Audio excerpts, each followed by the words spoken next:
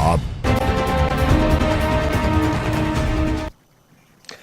20 minute 20 खबरों में आप सभी दर्शकों का स्वागत है। आपके साथ मैं हूं आसिफ खान। हम अगले 20 मिनट में आपको देश दुनिया की 20 ऐसी खबरें बताने वाले हैं जो इस वक्त न केवल सुर्खियों में है बल्कि दिलचस्प और अहम भी है। तो शुरू करते हैं 20 मिनट में 20 खबरों का सिलसिला।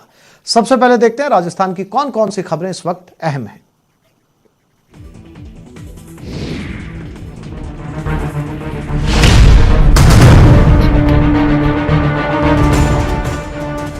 राजस्थान में कोरोना के खिलाफ लड़ाई का शनिवार को शुभारंभ हो गया।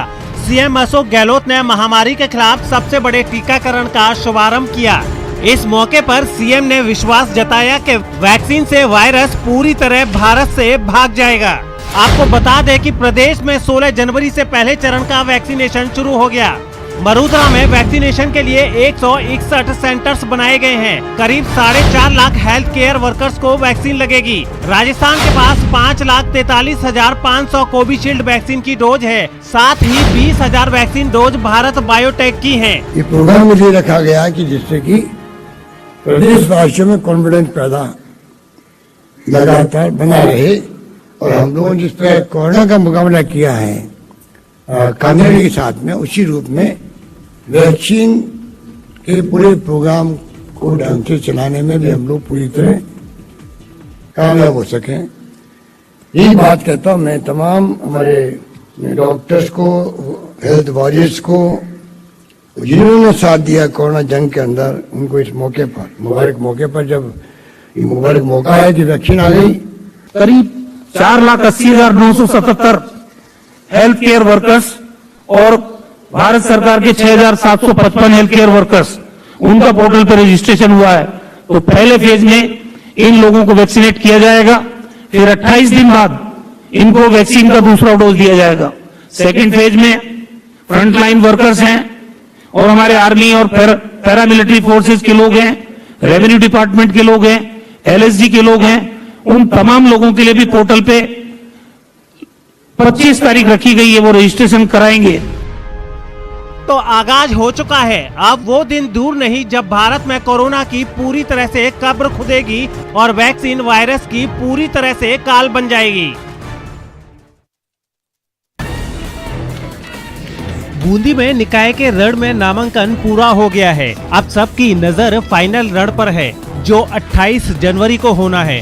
जाहिर है दोनों दलों की नाक का सवाल है, प्रतिष्ठा भी दांव पर है। इसलिए नगर पालिका में बीजेपी से बोर्ड को छीनने के प्रयासों में जुटे पूर्व जिला प्रमुख राकेश बोयत और पूर्व विधायक सीएल प्रेमी पूरी कोशिश कर रहे हैं। वहीं पालिका बोर्ड पर फिर से कब्जा बरकरार रखने की जुगत में जुटी बीजेपी की विधायक चंद्रकांता मेघवाल और पूर्व सांसद गोपाल पचेरवाल ने कमान संभाल रखी है। बूंदी जिला मुख्यालय से 60 किलोमीटर की दूरी पर स्थित ये 6 गांवों और कस्बों से मिलकर बनी कॉर्पोरेट नगर पालिका की स्थापना 1969 में हुई थी, जिसमें अब तक बने 8 बोर्ड में 6 बार बीजेपी और 2 बार कांग्रेस अपना बोर्ड बनाने में कामयाब रही है। इसमें पूर्व में 20 वार्ड थे जो इस बार हुए परिसमन में बढ़कर 25 हो गए हैं। 2015 में चुनाव के दौरान अध्यक्ष का पद एसटी पुरुष के लिए आरक्षित होने से बीजेपी के मुकेश मीणा बोर्ड के मुखिया बने थे। वहीं इस बार अध्यक्ष का पद एससी पुरुष के लिए आरक्षित होने के कारण कांग्रेस की ओर से पूर्व पालिका अध्यक्ष नंद किशोर मेघवाल अध्यक्ष पद के दावेदार माने जा रहे हैं। वहीं दूसरी ओर बीजेपी में अध्यक्ष पद के लिए सत्यनारायण मेघवाल, बाबूलाल मेघवाल का नाम प्रमुख रूप से चर्चा में चल रहा है।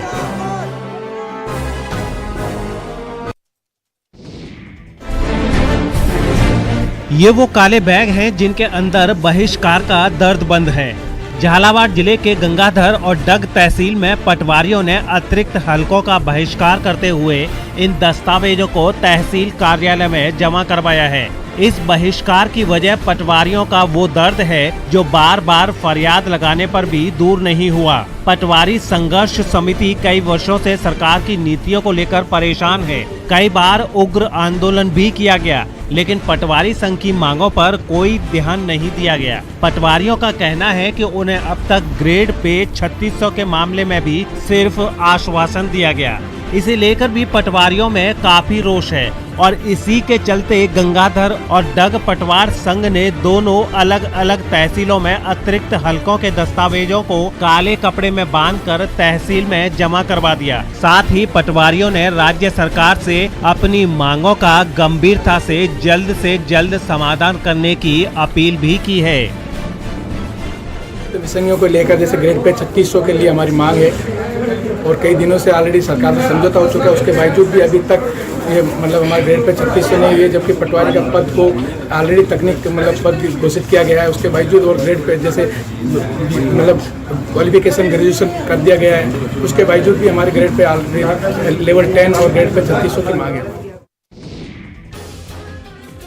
टीएसपी क्षेत्र में आरक्षण की मांग को लेकर ओबीसी वर्ग ने भी आरक्षण की राह पकड़ते हुए आंदोलन की राह पकड़ ली है। इसी के तहत उदयपुर जिले के झाड़ोल में टीएसपी क्षेत्र के ओबीसी वर्ग को 21% आरक्षण देने की मांग पर विभिन्न समाजजनों की बैठक हुई।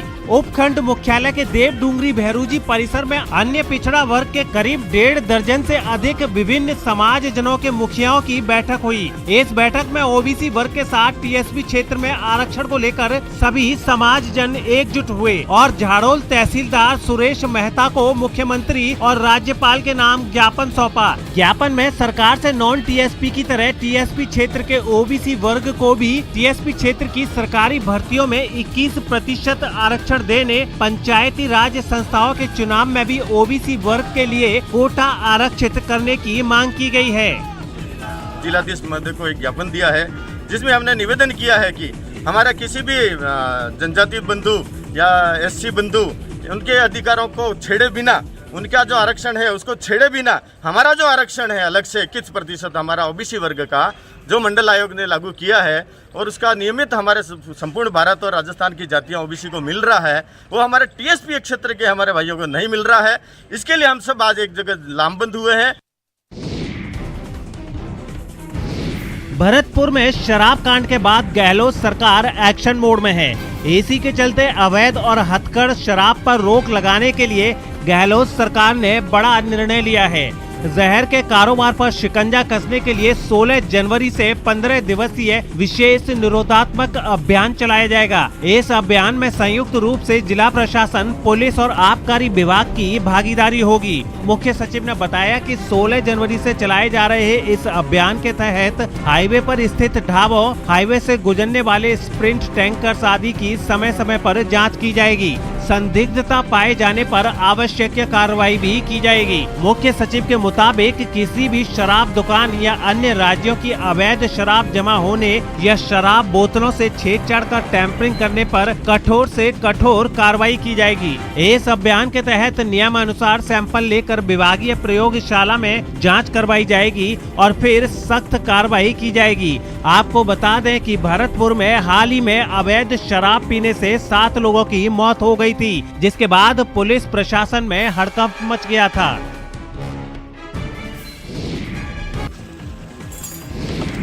ये वो जहर है जिसे अवैध रूप से बनाया जा रहा था, लेकिन 12 में जब इस अवैध जहर की जानकारी पुलिस और आबकारी विभाग को लगी तो तुरंत मौके पर पहुंचे और फिर जमीन में बन रहे इस जहर को जमीन पर फैला दिया।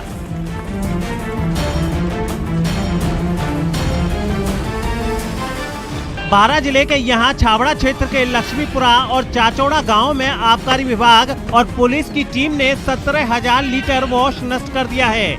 लक्ष्मीपुरा गांव में करीब 15,000 लीटर वॉश नष्ट किया गया। इस दौरान 20 भट्टियों को भी ध्वस्त कर दिया गया, जबकि चाचौड़ा गांव में करीब 2,000 लीटर वॉश नष्ट कर करीब आधा दर्जन भट्टियों को तोड़ा गया। जिला आबकारी अधिकारी दिनेश जैन ने बताया कि राज्य सरकार और आबकारी आयुक्त के विशेष दिशा निर्देशों के चलते इस कार्रवाई को अंजाम दिया गया। इस मौके पर पुलिस आबकारी विभाग के करीब 80 जवान और कई कर्मचारी भी मौजूद रहे। इनकी मौजूदगी में ही इस कार्रवाई को अंजाम दिया गया। इस दौरान छावड़ा के पुलिस उपाधीक्षक ओमेंद्र कुमार भी मौजूद रहे।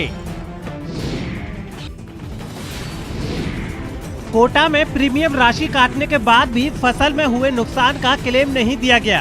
बीमा कंपनी ने जो वजह बताई है वो पीड़ित किसानों को हजम नहीं हो रही है।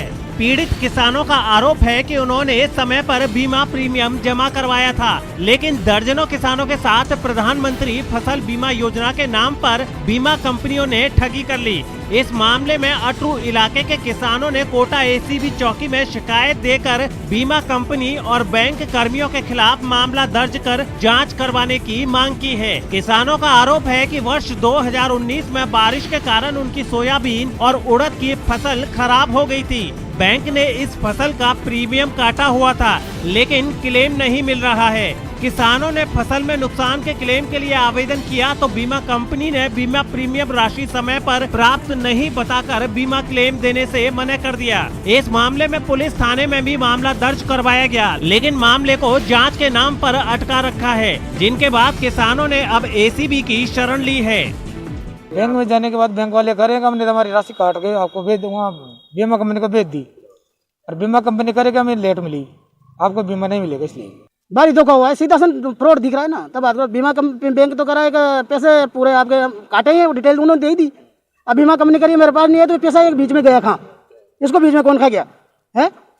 तो पैसा नहीं पूछा तो ये धोखाधड़ी सीधी संट दिख रही है, तो रिकॉर्डेड प्रमाण है।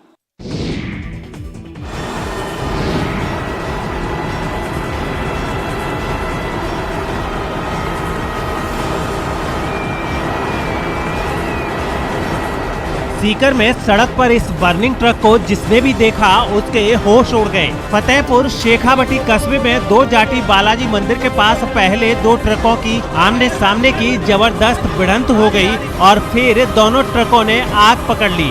इसके बाद देखते ही देखते दोनों ट्रक धू धू कर जलने लगे।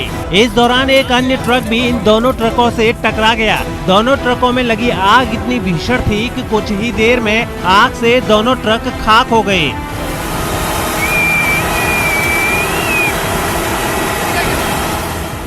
ये आग इतनी भयानक थी कि हाईवे पर हाहाकार मच गया। ट्रकों की इस आग में एक युवक जिंदा जल गया, जबकि दो लोग बुरी तरह झुलस गए, जिन्हें अस्पताल में भर्ती कराया गया है। आग की सूचना पाकर मौके पर पहुंची फायर ब्रिगेड की टीम ने आग पर काबू पाया, लेकिन तब तक बहुत देर हो गई।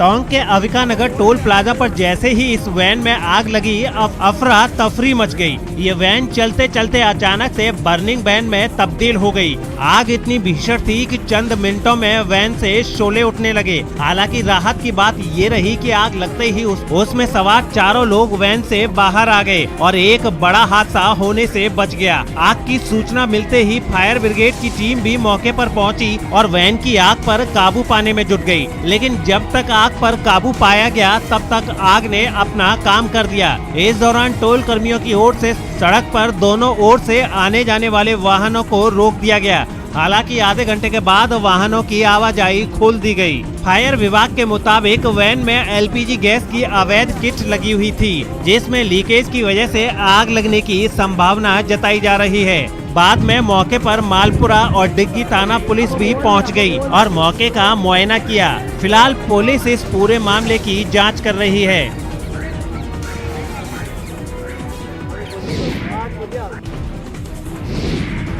अगर आप कोटा शहर में रहते हैं तो ये खबर आपके लिए बेहद जरूरी है, क्योंकि 18 तारीख को कोटा वासियों को पानी की परेशानी से जूझना पड़ेगा। कोटा शहर में 18 जनवरी को पेयजल संकट रहेगा। जलदाय विभाग 24 घंटे के लिए शहर की जलापूर्ति को शट डाउन करेगा, जिसके तहत कई इलाकों में पानी की सप्लाई पूरी तरह बंद रहेगी। इस दिन जलदाय विभाग वाटर फिल्टर प्लांट, पानी की सप्लाई पाइपलाइनों की मेंटेनेंस करेगा। शहरी जल योजना के अकेलगढ़ हेडक्वार्टर्स पर एडीबी पंप हाउस पर वाल्व बदलने, अन्य आवश्यक मेंटेनेंस कार्यों के कारण 18 जनवरी को शाम से जलापूर्ति नहीं होगी। मेंटेनेंस के बाद अगले दिन यानी 19 जनवरी से नियमित रूप से पानी की सप्लाई शुरू कर दी जाएगी। इसलिए आपको पानी की परेशानी से जूझना न पड़े तो आपूर्ति बंद होने से पहले पर्याप्त मात्रा में पानी जरूर जमा कर लें।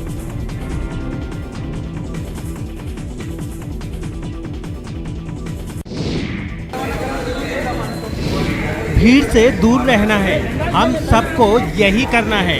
कोरोना से अगर बचना है तो मुंह पर मास्क पहनना है, 2 गज की दूरी, मास्क है जरूरी। जोधपुर रेलवे स्टेशन पर ये छोटे छोटे बच्चे यात्रियों को कोरोना से जागरूक कर रहे हैं, उनको सेफ्टी संदेश दे रहे हैं। इस मौके पर जोधपुर के उत्तर पश्चिम रेलवे DRM गीतिका पांडे की ओर से जोधपुर रेलवे स्टेशन पर मास्क बैंक का उद्घाटन भी किया गया।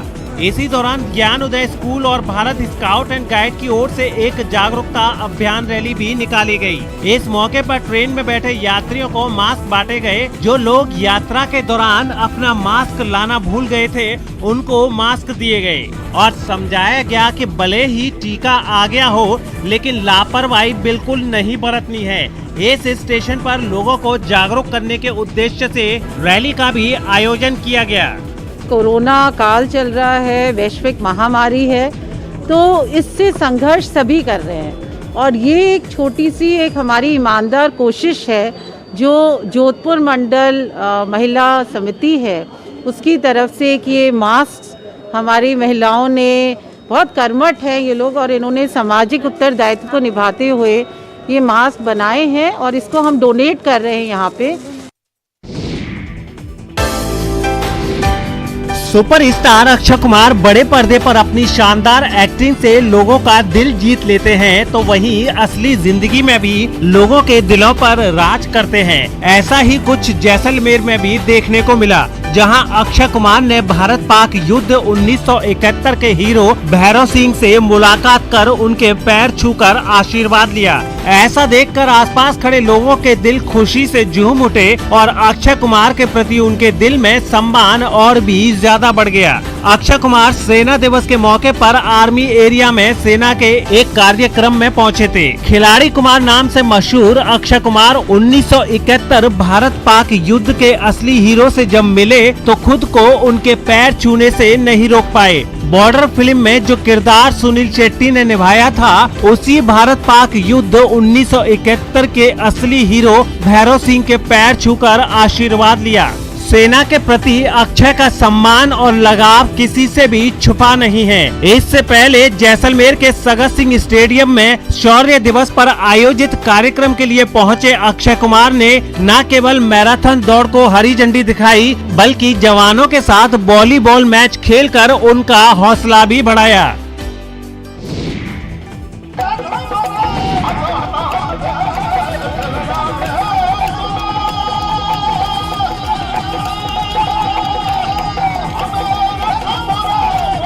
मौका अपने महाराज जैसलमेर के 44वें महारावल का राज तिलक का था, जिसमें बॉलीवुड के मशहूर गायक स्वरूप खान ने लोक संगीत से सबका दिल जीत लिया।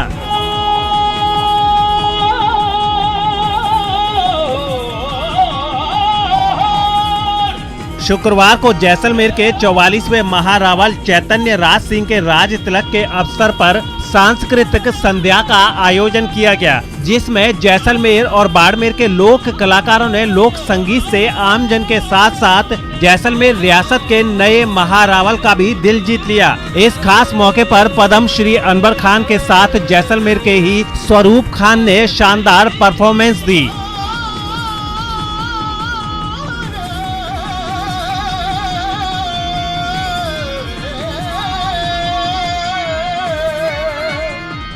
इन कलाकारों ने जैसलमेर के सोनार दुर्ग में लोक गीतों के साथ ऐसा राग छेड़ा कि हर कोई झूम उठा। इससे पहले सोनार दुर्ग में लोगों के जयकारों के बीच 25 साल के चैतन्य राज सिंह को महारावल के सिंहासन पर बैठाया गया। लोगों ने भी अपने राजा का फूल बरसाकर भव्य स्वागत किया।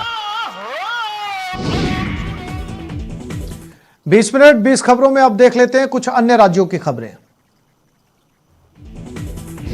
यही वो पल था जिसका सबको बड़ी बेसब्री से इंतजार था।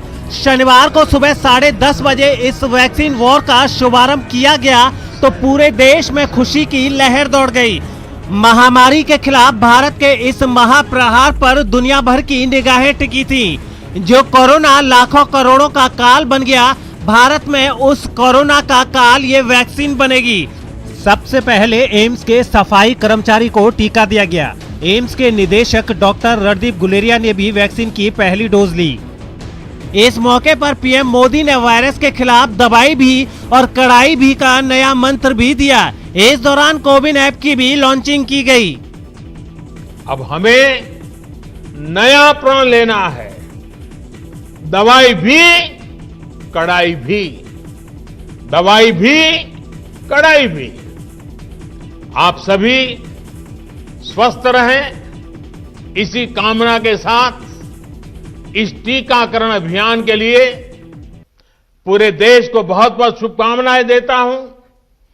देश के वैज्ञानिकों का, रिसर्चर्स का, लैब में जुड़े हुए सब लोगों का, जिन्होंने पूरे साल एक ऋषि की तरह अपनी लैब में जीवन खपा दिया और ये वैक्सीन देश और मानवता को दी है, मैं उनको भी विशेष रूप से अभिनंदन करता हूं।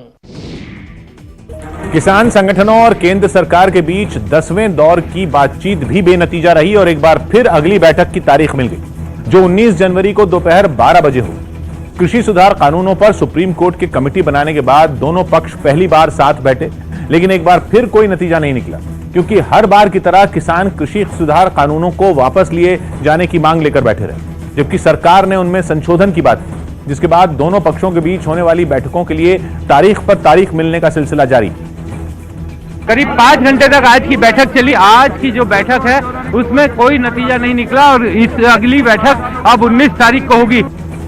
ये मामला सुलझाने के लिए सुप्रीम कोर्ट ने एक कमेटी भी बनाई है, लेकिन सरकार किसानों की भलाई के लिए इस विवाद को जल्द खत्म करना चाहती है, लिहाजा उसने किसान संगठनों के साथ बातचीत जारी रखी। सरकार खुले मन से और बड़प्पन से लगातार चर्चा कर रही है, लेकिन किसान नेताओं के तेवर अलग ही नजर आए। उन्होंने बैठक के दौरान सरकार की ओर से दिए गए किसी सुझाव को नहीं माना। यही नहीं, बाहर आने पर अगली बैठक के बारे में बात करते हुए उन्होंने इस बातचीत को महज औपचारिकता माना। वो भी ऐसी रहेगी जी, एक तो फॉर्मेलिटी करने आते हैं, कल को में ये कुछ कहे ना कि सरकार के सामने नहीं जाते और इसमें से निकालने के लिए कुछ नहीं मिला। 26 जनवरी को किसान संगठनों ने अपना ट्रैक्टर मार्च निकालने का ऐलान किया। इस नजरिए से 19 जनवरी की बैठक को अहम माना जा रहा है। कृषि सुधार कानूनों का विरोध कुछ किसान संगठन सिर्फ आशंकाओं के आधार पर कर रहे हैं। उनकी आशंकाएं सही निकलेंगी या बेबुनियाद, ये तो कानून लागू होने के बाद ही तय होगा।